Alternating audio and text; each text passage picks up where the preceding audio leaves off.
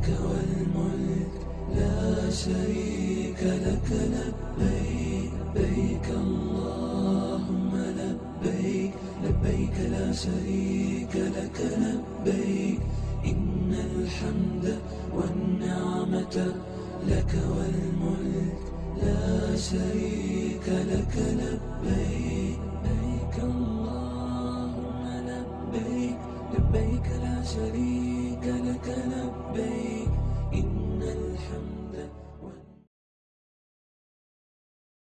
بسم الله والصلاة والسلام على رسول الله. Assalamu alaikum wa rahmatullahi wa barakatuh. Tout d'abord, on vous souhaite à toutes et à toutes la bienvenue. D'accord, vous avez tous répondu présent, machallah, à la réunion. Réunion très, très importante. Donc, juste pour vous dire à peu près, ça sera notre première réunion aujourd'hui, Inch'Allah. Et on a prévu une deuxième réunion avant le départ. On l'a prévu quand, Salim ? Le dimanche 2 juin. Le dimanche 2 juin ? Ouais. Le dimanche 2 juin, Inch'Allah. D'accord ? Donc, ça, c'est la première réunion. Cette réunion, elle consiste juste à qu'on puisse se connaître. Nous, on va vous expliquer un petit peu les packages, un peu le déroulement du Hajj, un peu comment cette année le Hajj va se dérouler par rapport aux années précédentes et quelle organisation va se mettre en place. D'accord ? Donc ça, c'est pour cette année, ça, c'est pour cette réunion-là. Et la réunion prochaine, Inch'Allah, on rentrera un peu plus dans les détails au niveau de l'organisation et au niveau religieux. D'accord ? Donc moi, je vais prendre la parole. Je suis Mohamed, je suis le directeur de l'agence. Là, vous avez Amir avec vous qui est à ma gauche. Vous avez Salim à ma droite. Vous avez Nabil et vous avez Youssef. Donc là, en face de vous, vous avez le staff qui va s'occuper de vous pendant le Hajj. Ça, c'est le staff qui va partir de France avec vous, d'accord ? Donc il y aura, qui partira de France, il y aura Amir, Nabil et Salim. Et moi, Youssef, on sera déjà là-bas. Plus, il y aura le staff de la société Sira, qui est la société partenaire avec qui on travaille le Hajj. Et on aura notre staff à nous de Médine et Mecca, avec qui on travaille toute l'année durant la Umrah. Donc en termes d'encadrement, Inch'Allah, ne vous inquiétez pas, vous serez très très bien encadré, Inch'Allah. D'accord ? Donc pour les gens qui ne nous connaissent pas, nous c'est la société Ariane Voyage. Donc on a deux sites, un site qui s'appelle partiralamec.com pour les gens qui nous connaissent, c'est des produits haut de gamme, et un site qui s'appelle Umrah pour tous avec des produits avec un très très bon rapport qualité-prix pour faciliter aux gens qui puissent partir pour les gens qui ne nous connaissent pas. Donc nous on fait la Umrah toute l'année et ça fait pratiquement plus d'une dizaine d'années qu'on fait le Hajj et la Umrah. Malheureusement depuis le Covid, on avait un quota de 450 pèlerins et donc nous, on organisait tout de nous-mêmes. C'est-à-dire on achetait les billets d'avion, on achetait les hôtels, on choisissait nos hôtels, nos transports, Médine, Mecca, Mina, etc. Depuis le Covid, ils nous ont retiré le Hajj à toutes les agences en France, même à toutes les agences d'Europe, je dirais, d'Europe, les États-Unis, Australie, c'est-à-dire tous les pays non musulmans, et ils ont décidé de l'organiser eux-mêmes. Donc ça, c'était après le Covid. Donc quand ils l'ont organisé après eux-mêmes, c'était en 2000, la première année, c'est en 2001, je crois. En 2021, pardon. Donc, ils ont organisé en 2021 la première année. Et nous, on a été mis de côté. Nous, les anciens organisateurs, qui faisaient le Hajj depuis pratiquement plus de 10 ans, on a été mis de côté. Ils ont dit que c'était eux qui voulaient faire le business eux-mêmes. Cette première année a été catastrophique. Donc, je ne sais pas si vous êtes au courant, que ce soit au niveau de l'organisation, au niveau de l'accueil des pèlerins. Ça a été vraiment un bid total. Donc, qu'est-ce qu'ils ont décidé l'année d'après, c'est-à-dire l'année dernière ? Ils ont dit, comme ça a été un bid, on a absolument besoin des agences de voyage françaises, ou alors de Belgique, ou d'Espagne, ou n'importe où, pour pouvoir accompagner le pèlerin. Nous, l'année dernière, on ne l'a pas fait parce qu'on s'est dit, on va rester en retrait et voir comment ça fonctionne. D'accord ? Alhamdoulilah, l'année dernière, les gens l'ont fait, ça s'est bien passé. Donc, c'était le même système. Ils ont mis, toutes les sociétés saoudiennes ont mis sur la plateforme Nusuk Hajj, comme vous avez fait, leur formule. Et après, les pèlerins ont choisi leur formule et ont été accompagnés par l'agence de leur choix au départ de Paris. Donc nous, on a regardé ça un peu de loin. Et alhamdoulilah, on a vu les sociétés qui fonctionnaient, les sociétés saoudiennes qui marchaient pas, là où il y a eu des problèmes, etc. Et c'est pour ça que cette année, on a pris la décision de faire le Hajj. Et alhamdoulilah, vous êtes inscrits pour partir avec nous cette année. Donc cette année, on a choisi la société qui s'appelle Sira. C'est une société qui a pratiquement 20 ans d'existence. Et son vrai nom, c'est Mawassim. Donc Sira, c'est juste une branche de Mawassim. Mawassim, ils font la Umrah depuis une vingtaine d'années. Alhamdoulilah, ils sont connus sur le marché en Arabie. Pourquoi on a choisi cette société-là ? Parce que déjà, on connaît un peu son sérieux, d'accord ? Et les packages qu'elle proposait, c'était des packages sur lesquels nous, déjà, toute l'année, on travaille. Par exemple, sur Mecca, ils travaillent avec le Conrad, nous, on travaille avec le Conrad toute l'année. Conrad, c'est un hôtel qui est parmi, on va dire, le top 3 à Mecca. Et sur Médine, sur certaines formules, ils sont sur Dar Iman. Dar Iman, qui pour moi est le meilleur hôtel de Médine. D'accord ? Donc c'est pour ça qu'on a choisi cette formule-là. Pratiquement meilleur hôtel à Mecca, meilleur hôtel à Médine, et une organisation qui n'est pas déplorable, qui, de notre point de vue, est très très très correcte. D'accord? Donc ça, c'est pour la petite histoire du Hajj. Donc maintenant, vous savez qui on est, vous savez avec qui on va travailler. Maintenant, on va définir les rôles. Qui fait quoi et quand. Donc, Sira, c'est la société organisatrice. D'accord? Qu'est-ce que ça veut dire?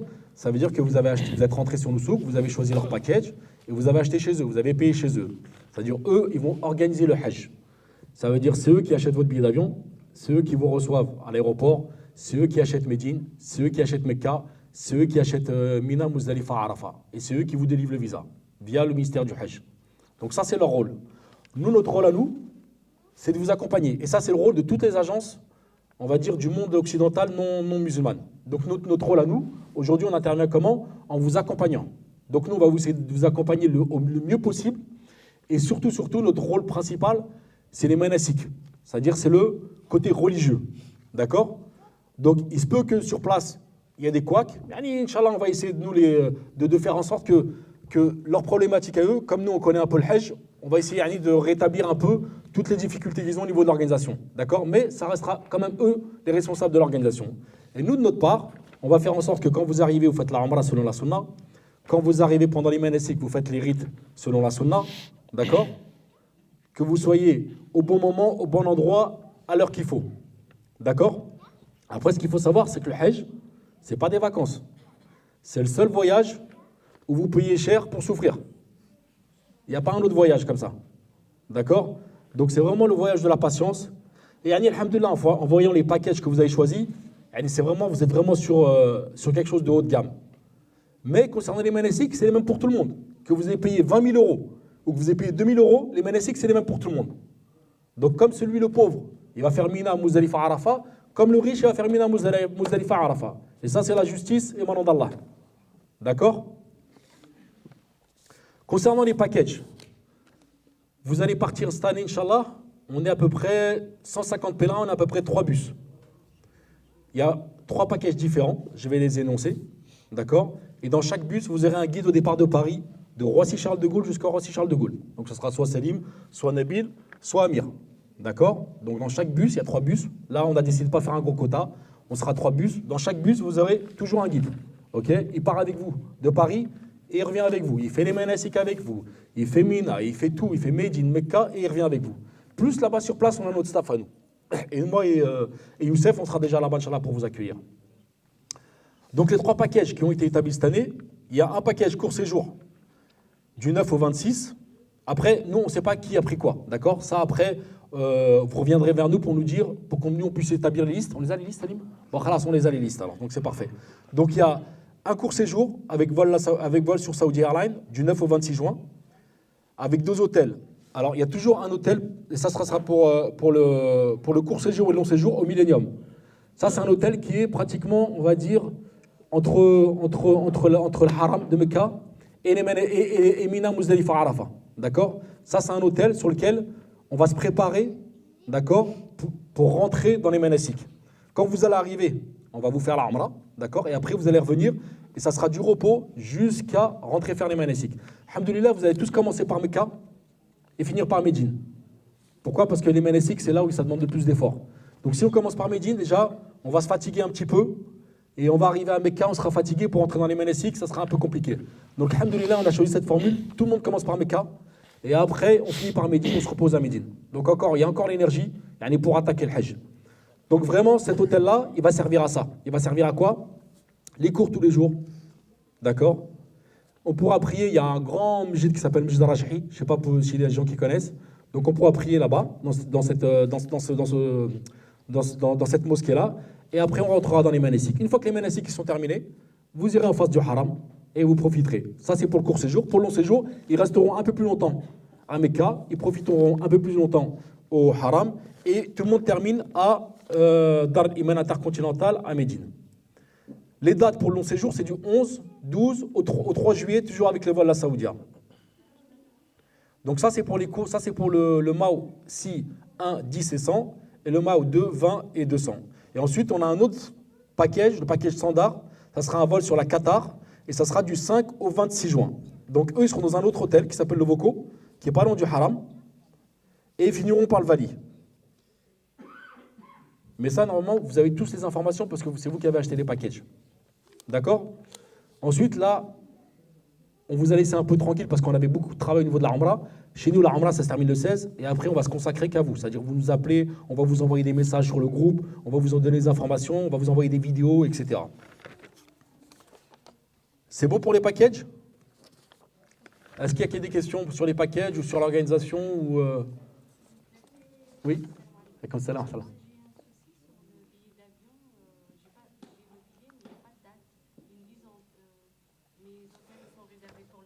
Ouais. Mais le départ le 12. Je pars Riyad, normalement. Ouais. Donc vous avez pris le long séjour, vous? Oui, 23 jours. D'accord, le long séjour. Donc vous allez partir le 12? Le 11 ou le 12? Ouais, mais c'est pas grave. En fait, les hôtels, pendant la période du Hajj, ils sont pas payés à la journée, ils sont payés en fitra, en période. Ça veut dire que cet hôtel-là, il a acheté, l'hôtel, il vendra jamais une nuit ou deux. Pourquoi? Parce que si vous vendez une nuit, il va dire, moi je vais faire quoi des autres nuits? Parce qu'il n'y a plus de pèlerins qui rentrent. Donc en fait, il va vous vendre par exemple du 4 au 14 Dhul Hijjah, du 25 au 4 Dhul Hijjah. Donc ça, il ne faut pas tenir compte. D'accord? Parce que l'hôtel, ils vend une période. Vous comprenez ce que je veux dire? D'accord, ça on verra avec la société, Inch'Allah. Vous revenez vers nous et on verra au cas par cas avec la société qu'est-ce qu'il en est au niveau de la billetterie. Et nous, on essaiera de sortir les confirmations des billets. Non, vous inquiétez pas, vous inquiétez pas. Vous inquiétez pas, en tout cas, voilà, il y a des solutions à tous les problèmes, Inch'Allah. Okay, nous, on va faire en sorte de quoi? D'essayer de tous vous mettre ensemble pour que vous partez ensemble. Même nous, ça ne nous arrange pas de mettre 3 pèlerins là, 4 pèlerins là. Nous, l'idéal, c'est de mettre 50 là, un guide, 50 là, un guide, 50 là, un guide. C'est mieux pour vous, c'est mieux pour nous, pour l'accueil et pour l'organisation. En fait, nous, on est en direct avec eux. À partir d'aujourd'hui, il ne faut plus les appeler. Vous nous appelez nous. D'accord? Nous, on est l'intermédiaire entre eux et vous. Donc, à partir d'aujourd'hui, vous appelez plus Serra. Nous, on va gérer pour vous. D'accord? Si on n'a pas la question, si on n'a pas la réponse, on revient vers eux. On a des contacts spéciaux. On est dans un groupe WhatsApp et ils nous répondent directement dans la journée. Ouais, mais en fait, c'est pas comme ça que ça fonctionne, madame. En fait, eux, ils achètent la période. D'accord? Ça veut dire même quand on va partir, vous, après le Hajj, vous allez revenir au Millennium et vous allez partir au Conrad. Ça, halala. Et bien même après cette période-là, c'est encore payé. Vous comprenez? Parce qu'en fait, ils ont acheté la période entière. Vous, ce qui vous incombe, c'est vous partez telle date et vous revenez telle date et il faut qu'entre ces dates-là, l'hôtel il soit payé. Le reste qu'ils aient payé avant, après, vous, ça ne vous concerne pas. Vous comprenez? Même si vous avez acheté le 10. Je comprends ce que vous voulez dire, mais en fait, eux, ils ont acheté des périodes.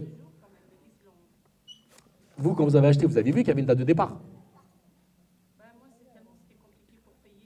C'était compliqué pour tout le monde. Vous savez quoi? Il y avait, je vais vous donner juste une information, il y avait 35 000 packages pour toute l'Europe et les États-Unis. Il y avait pratiquement 200 000 demandes. Donc, alhamdoulilah, vous êtes des privilégiés. Nous, sur notre groupe WhatsApp, vous savez combien il y avait de pèlerins? Il y avait plus de 1000 pèlerins. Combien ont réussi à s'inscrire? Même pas 150. Même pas 150. Donc là, vous, ici, année, machallah, vous êtes des privilégiés. Et les gens, ils avaient payé. Hein. Les 1000 pèlerins, on avait plus de 1000 pèlerins sur le groupe. Et le jour où on a dit, allez-y, eh ben, il y en a que 140 ou 150 qui ont réussi à s'inscrire. Pourquoi? Parce qu'il y avait une telle demande. Et les packages, ils sont partis en combien de temps? En 48 heures. Même pas? Même pas 48 heures. En une nuit, tout est parti. Et vous avez vu que vous étiez en liste d'attente, vous avez attendu, vous avez réessayé, ça, oh là là. Il y a des gens, ils ont fait la NIA, mais ils ont payé, mais ils n'ont pas réussi à partir. Moi, j'ai payé il n'y a pas longtemps. Vous avez payé quand? J'étais contactée par une autre agence. J'ai de la chance parce que vous, quand j'ai appelé, vous m'avez dit c'est fini. Ouais, c'était complet chez nous. Ouais. C'était complet chez nous. Alhamdulillah. Alhamdulillah, tu vois? Alhamdulillah, il faut essayer de voir le verre à moitié plein et pas à moitié vide. Est-ce qu'il y a d'autres questions concernant ce que je viens de dire? Oui. J'ai rien compris. Alors justement, toutes les personnes qui ont une difficulté, qui n'ont pas eu leur billet, qui n'ont pas eu leur visa, vous revenez vers nous, d'accord? Et nous, on est en contact directement avec eux et on débloque la situation, Inch'Allah. D'accord? Pour les billets, je pense qu'ils ont envoyé à personne les billets encore. Ah ouais? Ouais. Les visas, Donc Salim, il me dit que les billets, ils ont envoyé à personne. Est-ce que vous avez tous reçu votre visa déjà? C'est bon? Est-ce que vous l'avez tous envoyé? il faut nous l'envoyer. D'accord? Donc, la chose la primordiale, c'est les visas. D'accord? Les billets d'avion, on peut les trouver. Si tout le monde a reçu son visa, déjà, alhamdoulilah, on a fait 50% du chemin. Ensuite, si personne n'a reçu les billets, encore, c'est les mains. Non, ils ont pas envoyé D'accord. de billets. De toute manière, moi, ce soir, j'ai mon vol, je repars en Arabie là ce soir. D'accord? Et tous ces petits détails, vous appelez à l'agence et moi, je suis sur place. Salim, il m'appelle et on les règle. D'accord? En tout cas, nous, on est en contact avec eux et c'est des gens, alhamdoulilah, ils sont efficaces. Et ce que vous avez vu, ce que vous avez acheté, vous l'aurez. Il n'y aura pas de problématique, Inch'Allah. D'autres questions, oui, le Hajj? Ma question, j'étais arrivé en 2002, Ouais. en 2000, j'étais avec mon ami M. Bier. Quand on était à Midi, on a fait le Fajr, je pouvais y aller aux toilettes, je n'ai pas le droit d'y aller, même à 40 mètres où il y a les femmes, c'est raide. Mais je souffre pour trouver quelqu'un qui tient ma mère jusqu'aux toilettes. Regardez le Hajj. Pourtant, ici, je ne vois pas une dame. Regardez le Hajj. Cette année, Inch'Allah, vous n'aurez pas cette problématique. Pourquoi? Votre hôtel, il est en face du haram. Ça veut dire quand vous sortez de votre hôtel, vous êtes sur l'esplanade. Vous n'êtes pas à 10 mètres, à 20 mètres. Vous sortez de votre hôtel, vous êtes sur l'esplanade à Médine. Donc si vous avez envie d'aller aux toilettes, faites demi-tour et vous allez aux toilettes. D'accord? Donc cette année, Inch'Allah, vous n'aurez pas cette problématique. Que ce soit ni à Médine ni à Mecca. Pareil, ceux qui sont en Conrad, vous allez voir, vous sortez, vous traversez la petite rue et vous êtes. Et c'est pour ça que d'ailleurs qu'on a choisi ces formules-là. Allez, c'est pour qu'on n'ait pas de problème avec les pèlerins, pas de problème avec vous, pas de problème avec la société. Oui? Une question concernant les plans de chambre. Pour les personnes qui viennent à plusieurs membres de famille, est-ce que c'est vous qui gérez ou est-ce que c'est... Alors ça, c'est une très bonne question. C'est une très bonne question parce que là, vous avez vu ce que vous avez acheté. Vous avez tous acheté des chambres à 4. On est d'accord? Il n'y a personne qui a acheté de la double ou de la triple. Tout le monde est à 4. D'accord? Il y a des gens qui nous ont posé la question si on va être en chambre double. Comment ça se passe? Donc là, nous, on a posé la question à la société. Le Normand devrait avoir la réponse dans une semaine pour savoir qu'est-ce qu'il faut rajouter. D'accord? Donc ça, on aurait la réponse. Et concernant les gens qui sont, par exemple, 4 et qui veulent 4 dans la chambre, ça, vous nous le dites à nous et nous, on fait les plans de chambre. D'accord? Vous nous dites à nous et nous, on fera les plans de chambre. Et bien sûr que pour nous, c'est mieux de vous mettre à 4 qui vous connaissez que de mettre une personne là et de vous diviser. Ça, de toute façon, c'est logique. Mais par contre, il faut nous le dire avant. Le jour où vous arrivez à l'hôtel, le plan de chambre, il est fait et après, on ne pourra plus rien changer. Je vous donne un exemple. Mitel. 2 dames, elles ont voyagé ensemble, elles sont côte à côte et elles sont devenues copines. D'accord? Elles ont parlé, elles se connaissent, le beau-frère, la belle-mère, et elles arrivent à Médine, ou à Mecca plutôt. Elles me disent, nous, on va être ensemble. Ça ne sera pas possible. Soit nous le disent avant. Mais celui qui fait copain-copine sur le trajet et qu'après ils me disent on va être ensemble, ça ne sera pas possible. D'accord? Donc, allez, dès maintenant, allez, regardez celui qui vous plaît, celui qui ne vous plaît pas. D'accord? Retournez-vous. OK? Et s'il y a des gens qui vous plaisent, on vous met ensemble. Mais il faut nous le dire avant. D'accord? Oui? Ouais?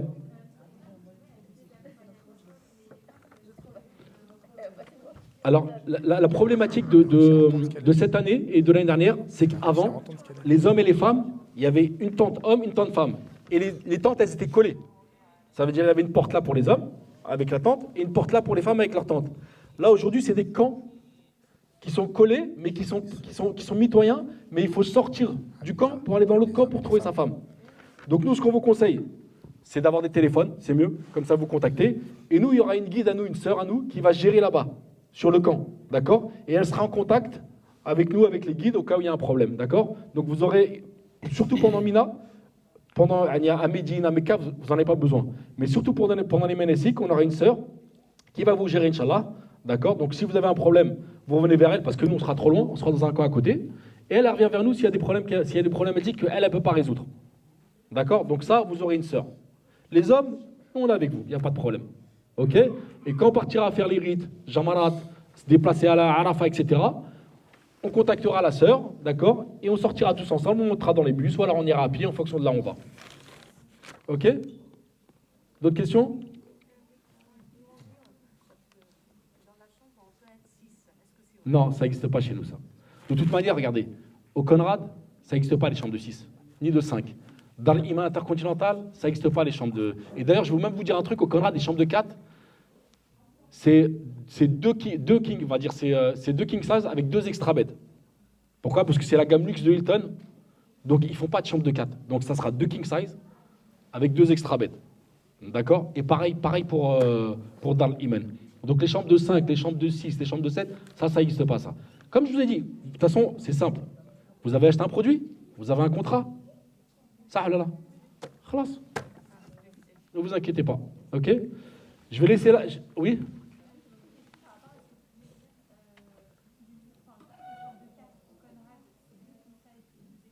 Ouais. Il y a 4 personnes, ouais. Il y en a 2 qui ont des bêtes de lit. Bah en fait, après, c'est vous qui vous arrangez entre vous. Soit vous dites, bon, on prend les extra beds. Les extra beds, ça reste comme des lits. Hein, c'est pas... Mais sauf qu'au Conrad, le lit normal, il fait 2 mètres. C'est pour ça. Soit vous vous dites, nous, on prend Médine et vous prenez Mecca. Soit on dit, on prend Mecca, vous prenez Médine. D'accord? Donc c'est vous qui vous arrangez entre vous. Celui qui est dans la même famille, dans la chambre, là, ça ne pose pas de problème. Mais pour les gens qui ne se connaissent pas, l'idéal, c'est qu'il y en a qui fassent Médine et il y en a qui se fassent Mecca. D'accord? Ça vous va comme réponse, non? Bon, maintenant, je vais laisser la place à mon frère Amir, d'accord? Il va faire un petit rappel, Inch'Allah, sur le Hajj, sur les rites, mais vraiment, on va survoler, Inch'Allah, d'accord? Et on rentrera, Inch'Allah, plus dans les détails à la réunion prochaine. Nous, on aura plus d'informations concernant les vols, les départs, les groupes, etc. Et on reviendra vers vous, Inch'Allah.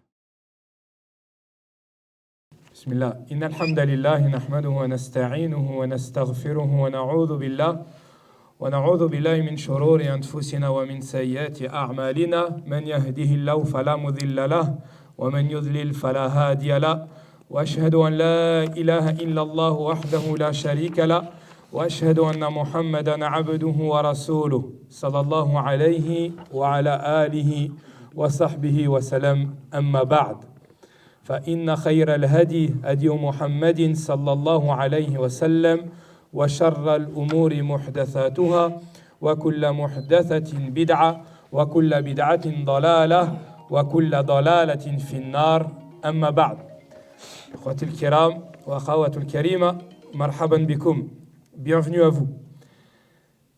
Avant de rentrer, depuis tout à l'heure on discute de choses, d'un voyage qui s'annonce, Inch'Allah, extraordinaire, merveilleux, incroyable. Les superlatifs sont nombreux. J'aimerais vous rappeler une chose essentielle. Et vous savez, l'individu est composé d'un cœur et de membres. Les membres qui feront le hajj, soit la langue, les pas, avec nos pieds, nos mains, etc. On en parlera un petit peu plus tard. Là, on va parler du cœur. Parce que l'essentiel va résider dans notre cœur à nous. Allah Azza wa Jal a déjà écrit qui allait partir. Allah Azza wa Jal, la'alla, peut-être qu'il a écrit qu'on ne partirait pas aussi. Je vais vous donner une petite anecdote qui va sceller beaucoup de choses dans les prochaines semaines à venir, Inch'Allah Ta'ala. Il y a quelques années de cela, et Allah m'en soit témoin de l'histoire que je vais vous raconter.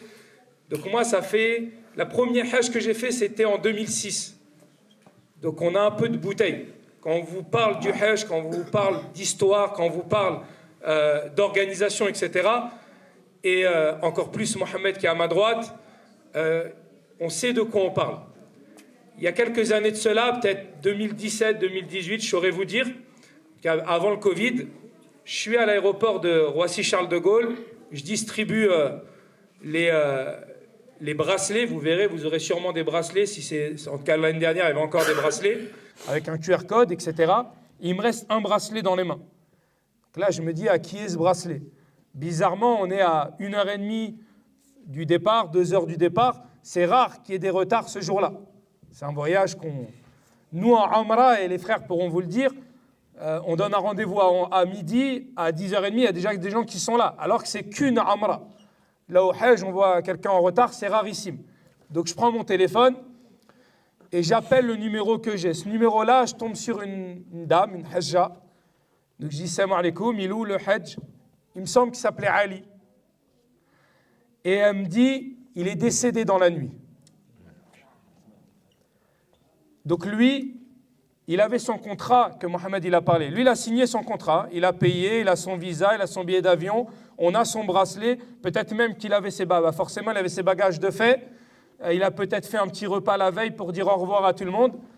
Et Allah Azza wa Jalla, il a décrété que dans cette nuit-là, et Allah m'en soit témoin, ce n'est pas une histoire pour vous faire vaciller ou je ne sais quoi, non. Allah m'en soit témoin que cet homme-là, il est décédé dans la nuit du départ du Hajj. Dans ce même Hajj-là, il y a un Hajj qui s'appelait Hussein, de Lyon. Donc lui, il a fait le Hajj avec nous. Il fait le Hajj avec nous, tout va bien, un petit peu malade. Il rentre en France, il atterrit à Roissy-Charles de Gaulle, il prend un train pour aller à Lyon, arrive à Lyon, il n'a même pas le temps d'arriver chez lui, il meurt. 2 individus qui étaient sur le même voyage, qui étaient sur le même visa, sur le même package. Un, il a fait le Hajj, l'autre, il n'a pas fait le Hajj. Et ça nous rappelle quoi? Ça nous renvoie à quoi? À que personne d'entre nous ne va partir si ce n'est bi tawfiqillah subhanahu wa ta'ala. Et ça, c'est quelque chose d'important. Après, c'est plein de petits détails qui vont s'emboîter l'un dans l'autre. L'organisation, etc. Et nous, on fera en sorte de faire notre possible pour que tous ces petits détails s'emboîtent l'un après l'autre. Mais n'oubliez pas que la chose essentielle, c'est qu'Allah Azza wa Jal va peut-être faire de vous ses invités. Et ça, c'est incroyable. Ça, c'est un fadlun azim. C'est un grand bienfait qu'il n'octroie qu'à rare personne. Moi, personnellement, je vais peut-être, il faudrait que je les compte, peut-être ça va être mon 10e Hajj. Beaucoup d'entre nous, on a jeûné, vous allez voir où je vais en venir, 10 fois, peut-être 20 fois, peut-être 30 fois, peut-être 50 fois. Qui a plus de 60 ans dans la salle? Donc vous avez jeûné, Masha'Allah, vous avez jeûné plus de 60, peut-être plus de 50 fois, peut-être plus de 60 fois. Vous savez combien de fois le messager d'Allah, il a jeûné le mois de Ramadan? Combien? Il a jeûné 9 fois. Qui a déjà fait le Hajj dans la salle et qui s'apprête à en refaire un? Personne? Nous, on peut lever la main, hein, Mohamed? On est d'accord? Et le messager d'Allah, alayhi salam, le meilleur de toute l'humanité, il n'a fait qu'un seul Hajj dans sa vie. Et moi, je vais faire 10 fois plus que lui. C'est un fadl azim. Wallah, c'est une grande invitation. يقول الله عز وجل ولله على الناس حج البيت من استطاع إليه السبيل. Ce verset-là, il a changé la face du monde. Pourquoi? Parce que l'islam est passé de 4 piliers à 5 piliers. Avant ce verset-là, les gens faisaient le Hajj. Mais depuis ce verset-là, Allah il a rendu obligatoire le Hajj. Et regardez ce qu'Allah dit. Il dit walillahi ala an-nas. Yuqaddamu Allah azza wa jal haqqa. Il fait devancer son droit à lui, qui est quoi? Qui est le tawhid d'Allah azza wa jal. Allah azza wa jal, pourquoi il nous a créés? Wa ma khalaqtul jinna wal insa illa liya'budun. Il nous a créés uniquement pourquoi? Pour qu'on l'adore. C'est le droit ultime qu'Allah il a sur nous. Nous, sans Allah, on n'a rien du tout. Et lui, sans nous, il n'a besoin de nous. Il n'a pas besoin de nous. Et s'il n'est pas satisfait de nous, il peut, par sa grande puissance, nous enlever et refaire venir une autre communauté. Oui ou non? Il l'a déjà fait. Donc on doit se rappeler que le but ultime de ce pèlerinage, c'est de quoi? C'est de l'adorer Allah Azza wa Jal, sans rien lui associer. C'est son invitation personnelle qui nous a envoyés et nous on lui a répondu. Et ça doit nous faire trembler de joie et aussi trembler de peur. Vais-je être à la hauteur? Ya Allah, quand je vais dire labbaik Allahumma hajja, lorsque je vais dire cette parole-là, j'en connais certains qui ont fait la Umrah avec nous. Oui ou non? Quand on a dit labbaik Allahumma Umrah, c'est déjà azim, c'est extraordinaire. On le dira, parce qu'on va faire un hajj tamattu', donc on va le dire ça. On va donc faire une Umrah. Mais après la Umrah qu'on fera, on fera quoi? On se remettra en état de sacralisation et là on dira, Yawm Thamin min Dhul Hijja, le 8e jour de Dhul Hijja, on dira un mot qui va changer. labbaik Allahumma hajja. Un mot qui change. Mais sauf qu'on va faire quoi? On va faire le pilier, le 5e pilier de l'islam. C'est un pilier qui est unique dans sa vie. Tant bien même que ce serait mon 10e hajj, tant bien même, ce hajj-là ne sera pas hajj de l'islam. Ce que vous allez vous apprêter à faire, puisque quand j'ai demandé qui a déjà fait le hajj, personne n'a levé la main, c'est le hajj de l'islam. C'est le hajj que le messager lui-même n'a fait qu'une seule fois. Et ça, c'est un beau message.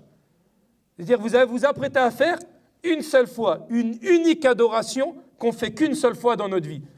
Le mois de Ramadan, Inch'Allah, si Allah nous prête vie, on le multiplie dans notre vie. Les prières, on les multiplie dans notre vie. Zakat el-Mel, elle est demandée pour celui qui a atteint le Nisab tous les ans, donc elle est multipliée dans la vie. Il y a une adoration, un pilier qui est effectué qu'une seule fois dans sa vie, c'est le Hajj. Est-ce que ça vous dit qu'on l'effectue de la meilleure des manières? Puisqu'on n'a pas d'autre choix en fait.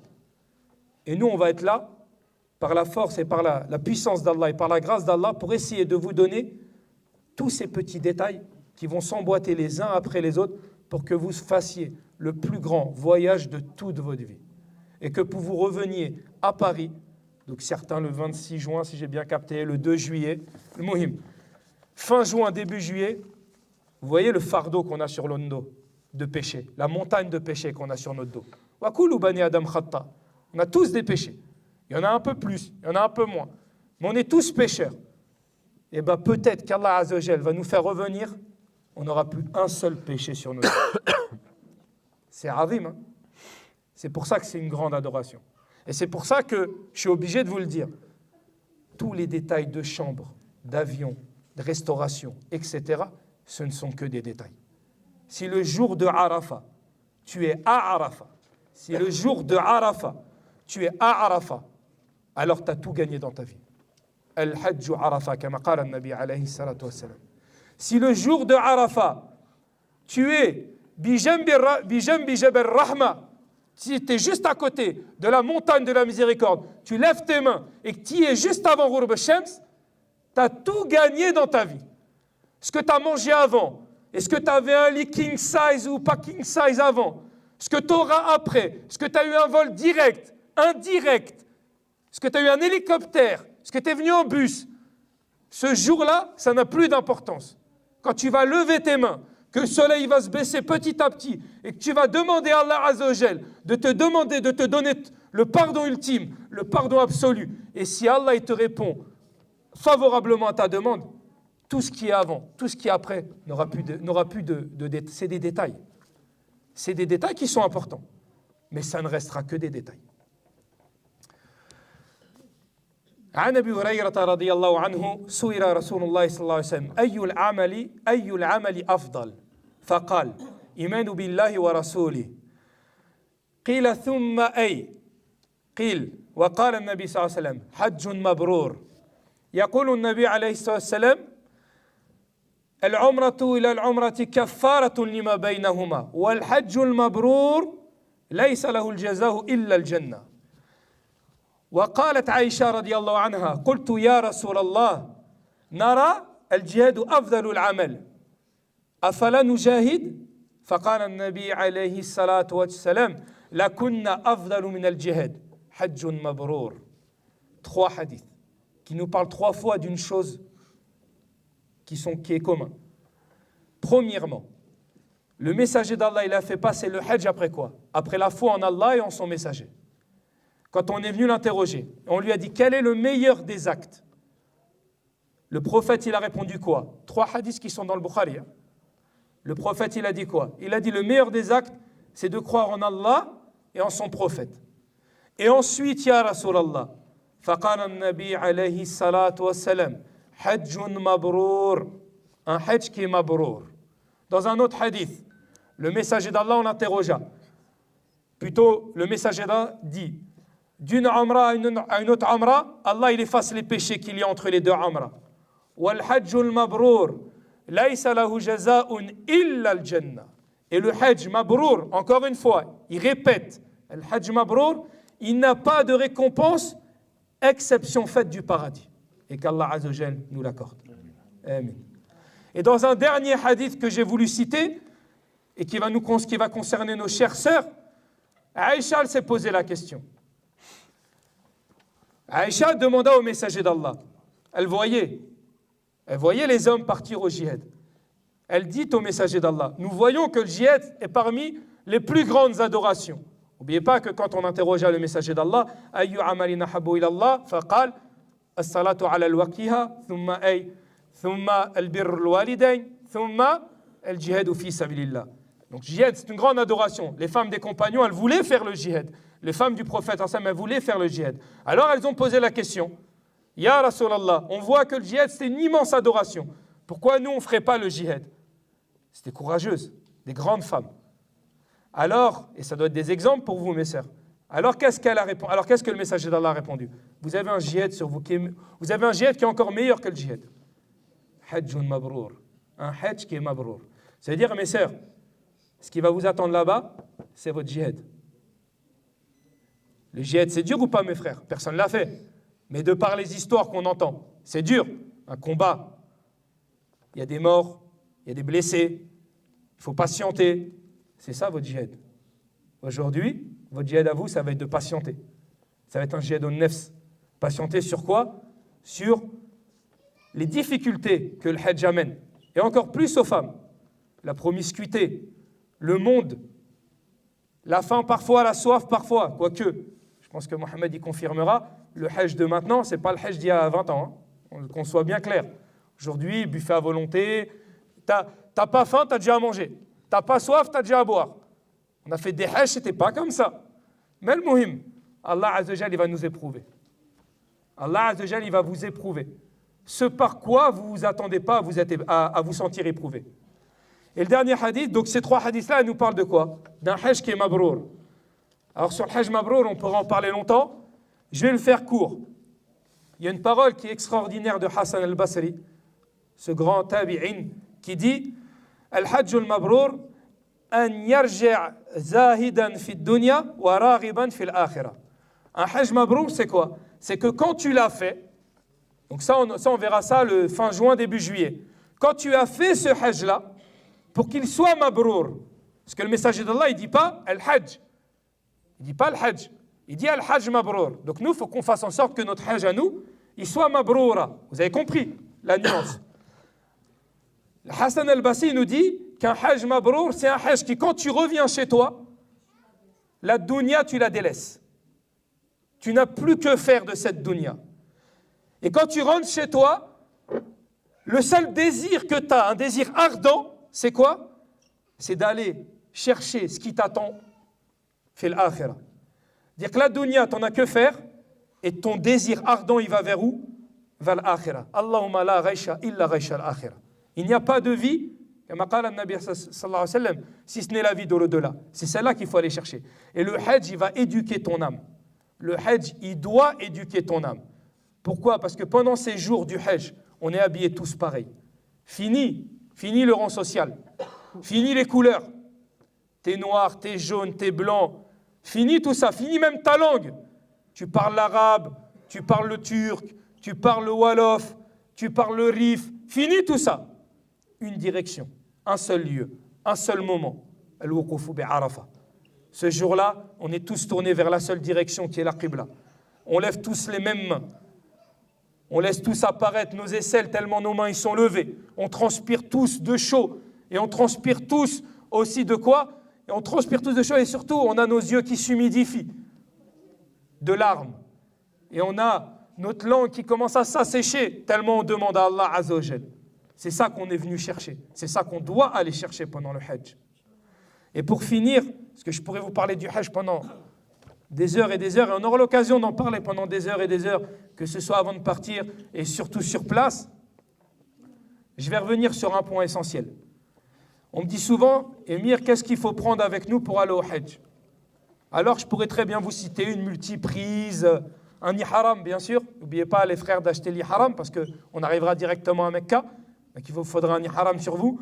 Ça c'est des détails qu'on vous donnera au fur et à mesure des jours qui vont arriver sur le groupe WhatsApp, etc. Il y a quelque chose qui n'est pas achetable. Il y a quelque chose qui n'est pas palpable. Il y a quelque chose que pourtant vous devez ramener. C'est plus important que toute autre chose. C'est la patience. Abdullah ibn Mas'ud radiyallahu anhu, il dit As-sabru nisful iman. La patience, c'est la moitié de la foi. Wa taqwa al-imanu kulli. Et la piété, c'est toute la foi.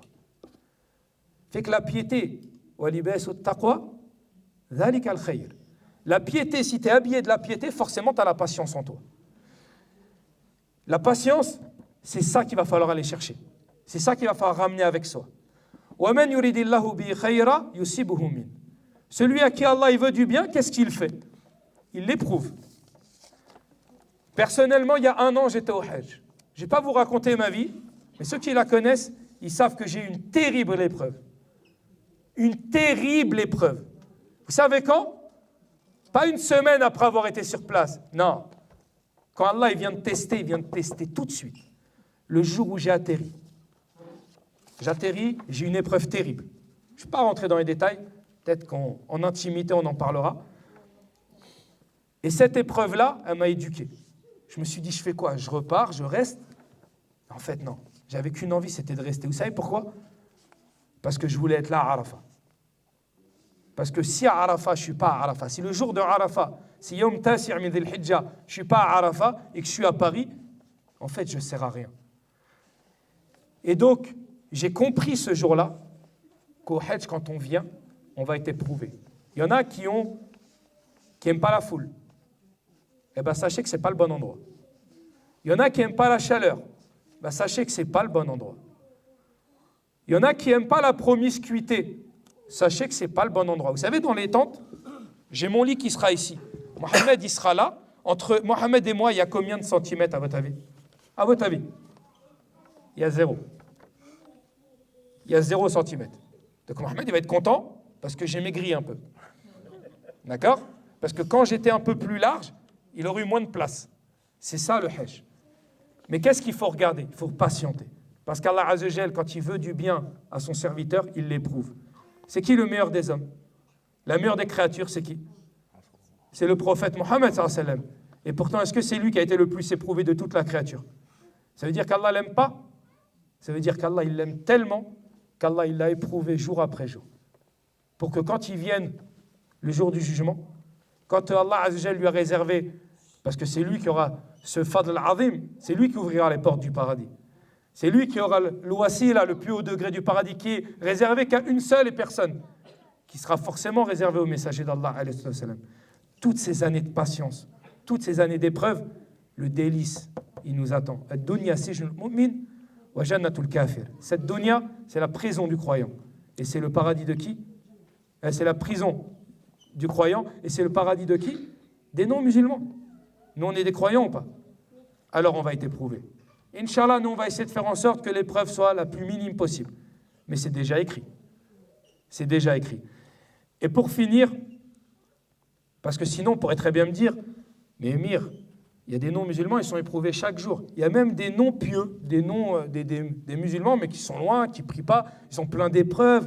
Ils ont l'épreuve de la pauvreté. Ils sont atteints par la maladie, etc. Eux aussi, Allah, il lui veut du bien. Non, Cheikh al-Islam Ibn Taymiyyah, il nous indique comment atteindre ce degré-là. Le degré de Allah, il veut du bien, donc il m'éprouve.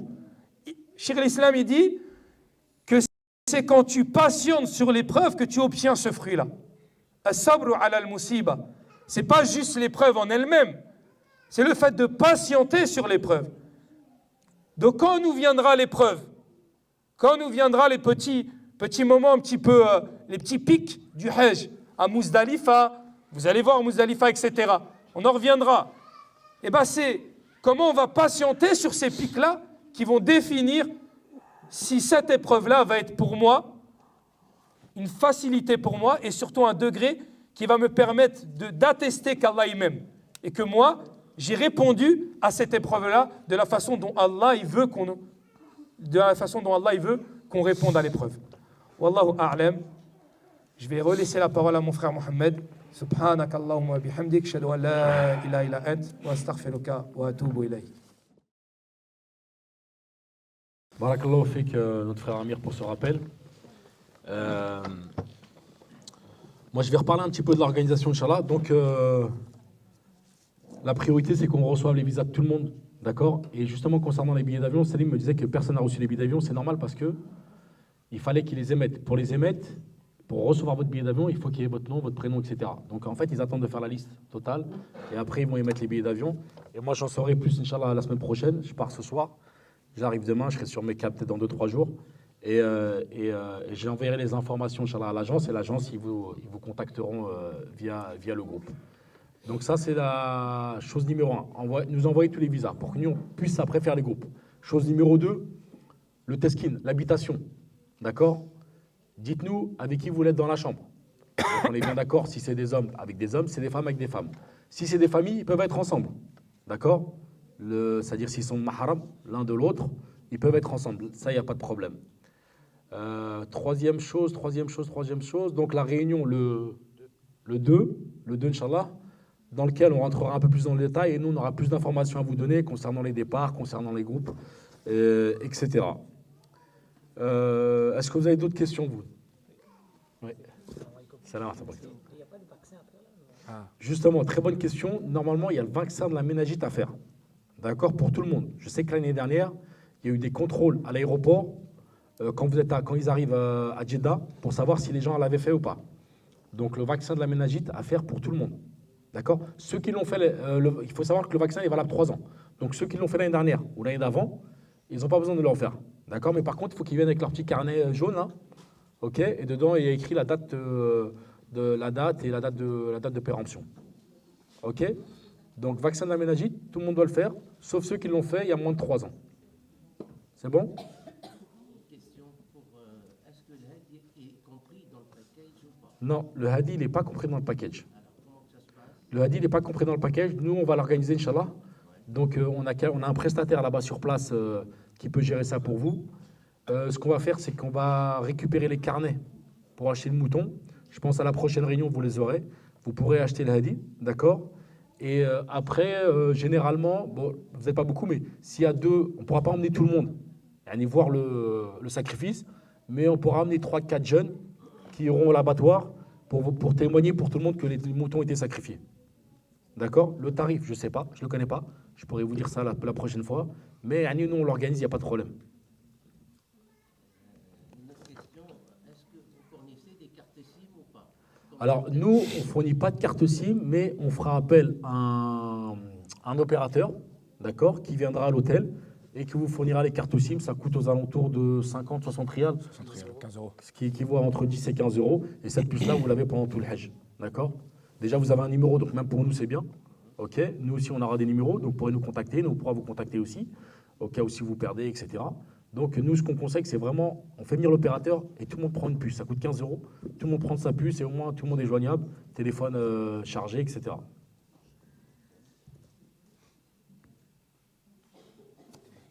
Pour l'ihram, Oui. parce que nous, on va être en voyage avec escale. Alors, l'ihram, Pendant l'escale, l'ihram, vous allez le mettre à l'escale, Inch'Allah. D'accord? L'ihram, ceux qui font escale à Riyad, eh ben, ils le mettront à Riyad. Et d'ailleurs, justement, l'ihram, ça, j'en parlerai la prochaine fois, absolument à avoir avec vous dans le bagage à main, pas dans la soute. D'accord? Ça, c'est pour les hommes. On vous expliquera comment on le met la prochaine fois. L'ihram, et de toute façon, on les ramènera la prochaine fois, donc celui qui va en acheter, ça sera disponible. Donc, les haram, bagage à main, et vous les mettrez, Inch'Allah, à l'escale à Riyad. Pour ceux qui partent avec la Qatar, ils le mettront à Doha, Inch'Allah. D'accord? Et ensuite, quand vous allez arriver, vous allez passer le miqat dans les airs. Généralement, le pilote, il le dit, dans 10 minutes, 15 minutes, on va passer le miqat. Et à partir de ce moment-là, il faudra faire l'intention, la niya. Et vous êtes en ihram à partir de ce moment-là. Labbaik Allahumma labbaik, labbaik la sharika lak labbaik, inna al-hamda wa ni'mata lak wal mulk, la sharika lak, jusqu'à arriver à Mecca. D'accord? Mais de toute manière, ça, on en reparle la fois d'après. Et quoi qu'il arrive, vous n'êtes pas tout seul. Il y aura un guide avec vous.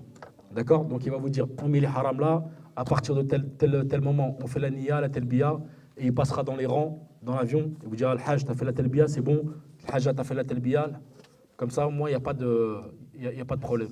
En fait, il faut juste comprendre. Le hadi, le mouton de l'hadi, l'obligation, c'est qu'il soit égorgé dans les hudouds du haram et redistribué aux gens de Mecca. D'accord? Ça, c'est un fadl qu'Allah Azza wa Jalla, voilà, c'est un fadl qu'Allah Azza wa Jalla, il a donné aux gens de Mecca. Allah, il a fait que cette cité-là, elle soit soit même le jour de l'Eid, le Yom Ashir min Dhil Hijja, Allah Azza il a fait que même ceux qui n'auraient pas à manger et qui vivent à Mecca, eh ben, ce jour-là, tous les pèlerins qui viennent du monde entier leur distribuent à manger. D'accord ? Ce n'est pas le mouton de l'Eid. D'accord ? Nous, on ne fera pas l'Eid. Inch'Allah Ta'ala, cette année, le jour de l'Eid, on ne va pas dire Eidkum Mubarak. On ne fait pas l'Eid. On ne prie pas l'Eid, ce n'est pas l'Eid. Nous, Yom Ashir min Dhil Hijja, c'est Yom al-Nahr de Ayyam al-Hajj. D'accord ? On a Yom Tarwiya, Yom al-Arafa, et Yom Nahr, et après Yom al-Tashriq. Ça, c'est des jours qui sont bien définis du Hajj. D'accord ? Après, si vous voulez payer le mouton de Hadi en tant que sadaqa, vous pouvez. D'accord ? Vous pouvez, ce sera un plus pour vous et qu'Allah Azza vous récompense.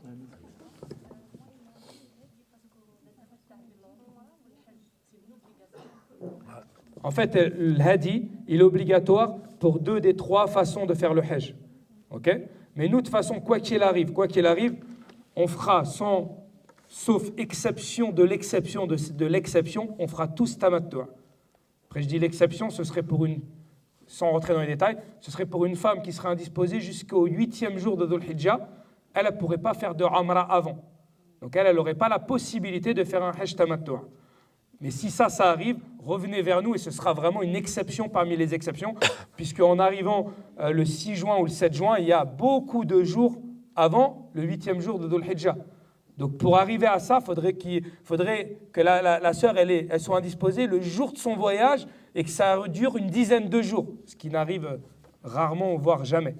D'accord ? Ça fait partie en fait des règles du Hajj. Des règles du Hajj, ça fait partie des 4 actes qu'on doit faire le 10e jour de Dhul Hijja. Mais ça, on y reviendra lors d'un cours plus précis sur les rites du Hajj, Inch'Allah. La roda, c'est quelque chose qui n'est pas obligatoire. D'accord ? Donc ça, mettez-le de côté. Restez concentrés sur le Hajj. Pourquoi ? Parce que je ne veux pas vous donner de faux espoirs.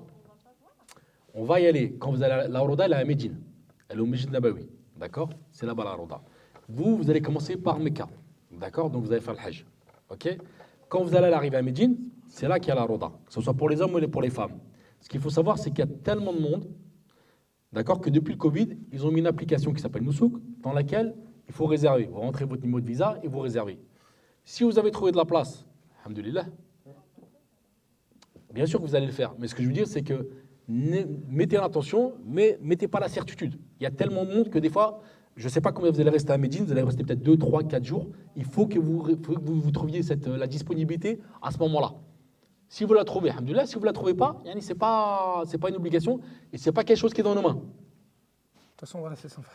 Regarde-moi bien, c'est pas quelque chose qui est dans nos mains. C'est pas nous en fait. D'accord ? Non, c'est pas grave. C'est pas la Mecque, c'est à Médine. Ce qui est grave, c'est d'aller à la Mecque et de pas faire son Hajj et de pas faire sa Umrah. Ça, c'est grave. D'accord ? Maintenant, vous allez au Masjid Nabawi, vous pouvez passer le salam prophète sallam, mais il y a tellement de monde que c'est pas possible que pour tout le monde le fasse. C'est pas possible. D'accord ? Et c'est via une application. Avant, pour les gens qui ont déjà été avant le Covid, vous y allez, ça jouait des coudes, les gens vous marchaient dessus, vous y arriviez. D'accord ? Mais aujourd'hui, depuis le Covid, ils ont dit, il y a un avantage et un inconvénient. L'avantage, c'est que quand vous avez le créneau, vous êtes tranquille, vous avez 10 minutes pour faire vos prières, il n'y a personne qui vous marche dessus, parce qu'ils rentrent par wagon. D'accord ? Mais l'inconvénient, c'est qu'il n'y a pas la disponibilité pour tout le monde. D'accord ? Inch'Allah. Inch'Allah. Mais en tout cas, même pour les Umrah, par exemple, ce qu'on dit aux gens, faites la niya. Si vous y arrivez, alhamdoulilah. Si vous n'y arrivez pas, khlas, ma'lish. D'accord ? Parce que vous, votre attention, c'est de quoi ? C'est d'aller faire l'Umrah, c'est d'aller faire le Hajj. Voilà. Si vous loupez le Hajj, là, c'est plus grave. Mais Inch'Allah, vous n'avez pas le louper. Il y avait une autre question, oui ? Pourquoi pour le Nusouk ? Non, alors pour la roda, c'est une application, vous la téléchargez, d'accord ? Et quand vous pouvez vous inscrire que lorsque vous avez votre numéro de visa. Non, c'est mort. Ah ouais, autre chose. Le frère, il a donné si vous l'avez fait dans l'année, c'est une fois par an. Donc ceux qui l'ont fait dans l'année écoulée, ils ne pourront plus la refaire. Le créneau ne s'ouvrira pas. Tu pourras télécharger l'application, tu pourras ouvrir, mais on ne te donnera pas de créneau. D'accord ? Donc c'est une fois par an. Ok ? Ceux qui ne l'ont jamais fait, ils ont déjà plus de probabilité de pouvoir avoir un créneau. Ceux qui l'ont déjà fait, c'est dead. De toute façon, les créneaux de Raouda, ils nous s'ouvriront pour vous. Regardez, que vers le 19 Salim me dit qu'on a un groupe là qui part demain matin, et ben le créneau il s'est ouvert que maintenant. Voilà, c'est ça. Il s'est ouvert que maintenant le créneau. D'accord ? Donc c'est... Allez, on a le temps, quoi. Donc il y a 8 millions de pèlerins qui veulent faire la Rota. Après, alhamdoulilah, on n'arrive pas tous au même moment à Médine. Il y en a qui commencent avant, il y en a qui commencent après, il y en a qui viennent le 14, il y en a qui viennent le 18, il y en a qui partent le 21. Donc il y a une probabilité, mais si vous n'y arrivez pas, c'est pas quelque chose de gravissime. Bah,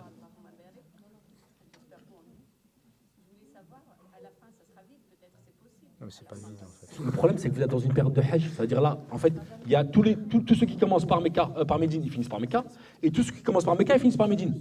Donc ça se trouve, il y a 3 millions qui vont faire ça et 3 millions qui vont faire ça. Donc quand on va aller à Médine, vous serez peut-être 3 millions de pèlerins. Vous comprenez? De toute façon, c'est déjà écrit. D'accord. Puis il a fait un petit rappel, le frère, là. Voilà, machallah, alhamdoulilah. Est-ce qu'il y a, oui, d'autres questions? Chez les sœurs, il y avait une question, non? Oui? Après, deux frères, vas-y. Pour le vaccin, je reviens la suite de mon père. En fait. Ouais?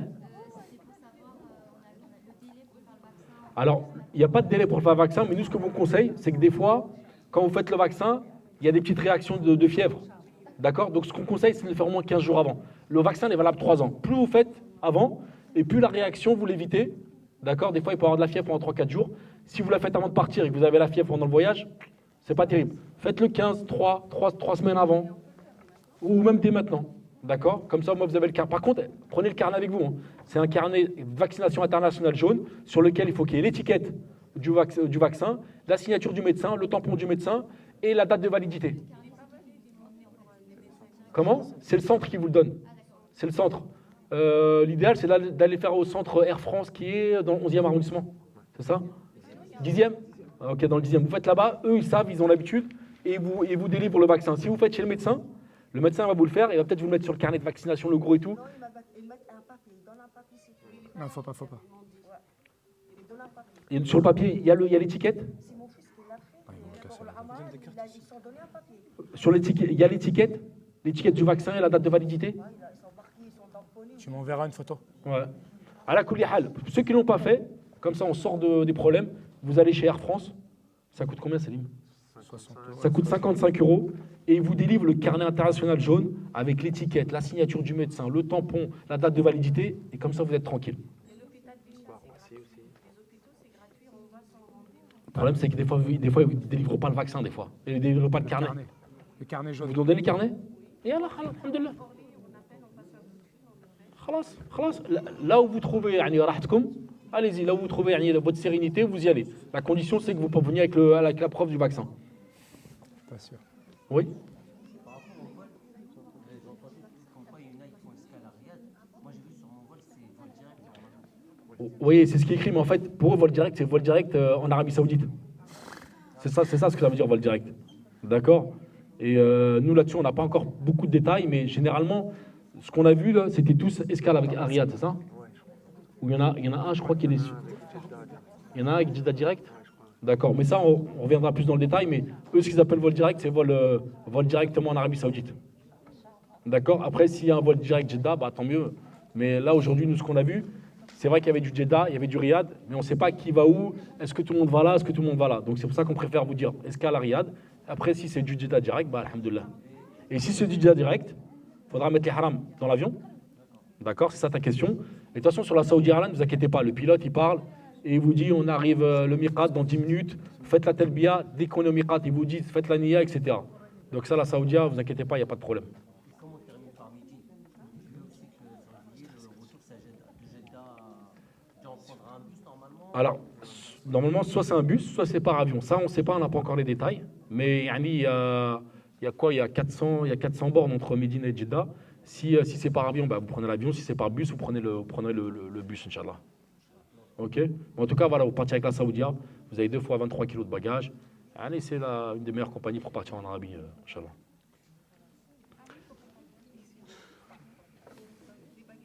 Toi, je vais te faire une réunion que pour toi. Que pour toi. D'accord? Toi, réunion, c'est quand la prochaine réunion? Toi, réunion le 1.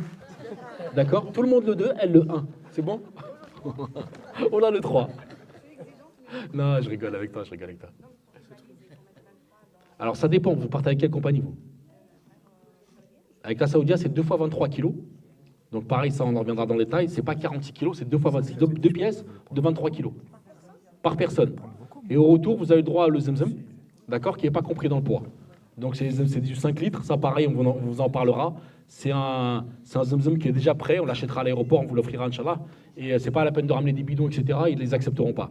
Donc ça, c'est 5 litres, d'accord, qui est compacté avec un carton au-dessus pour aller en soute, spécial en soute. D'accord. Et vous le recevrez quand vous mettrez votre nom et vous le recevez quand vous arrivez à Charles de Gaulle, Inch'Allah. Oui, on prend encore 2-3 questions et après on vous laisse tranquille. Comment ? Alors en fait, comme c'est vous qui avez acheté les packages, il n'y a que vous qui saviez. Il y a 2 compagnies, il y a la Saudi Airlines et il y a la Qatar. Alhamdoulilah, c'est 2 super compagnies, donc là-dessus, il n'y a pas de problème.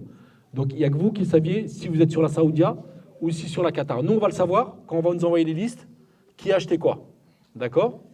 Mais normalement, vous avez toutes les informations sur le site Yani. Oui ? Alors la Qatar, c'est 30 kilos. Si je ne dis pas de bêtises, mais on va se renseigner. Mais normalement, c'est 30 kilos. Minimum, c'est 30 kilos. C'est bon pour tout le monde ? Oui ? Comme ça là, ça va.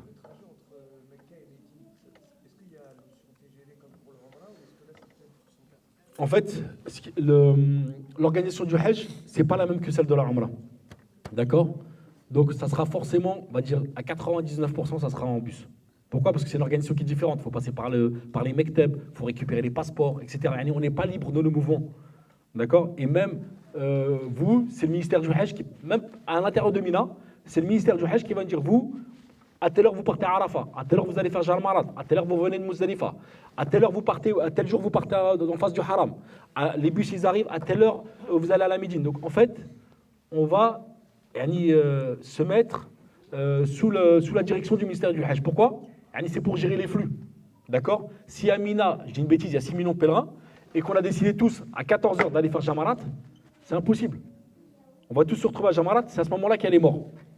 D'accord ?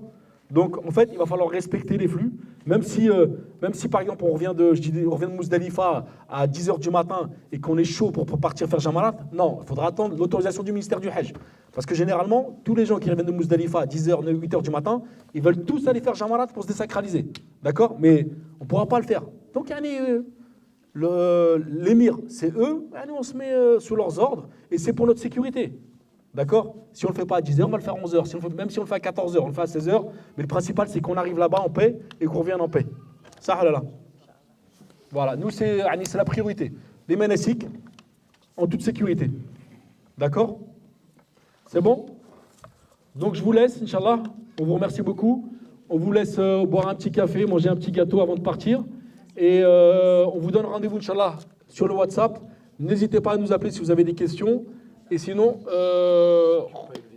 d'accord. Ceux qui n'ont pas eu le visa, vous allez voir Salim, Inch'Allah.